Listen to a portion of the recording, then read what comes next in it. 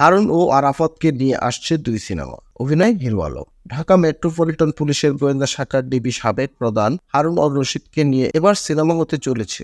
সিনেমার নাম হবে মাস্তান ভারত। হারুনের চরিত্রে কে অভিনয় করবে সেটা জানা যায়, তবে ছবিটিতে নায়ক চরিত্রে দেখা যাবে আলোচিত ইউটিউবার হিরো আলমকে। বৃহস্পতিবার 22 আগস্ট একটি গণমাধ্যমকে একথা জানান হিরো আলম নিজেই।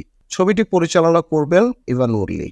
এছাড়াও ঢাকার একটি আসনে হিরো আলমের প্রতিদ্বন্দ্বী প্রার্থী সাবেক তথ্যমন্ত্রী মোহাম্মদ আরাফাতকে নিয়ে আরও একটি ছবি নির্মাণের উদ্যোগ নিয়েছেন হিরো আলম।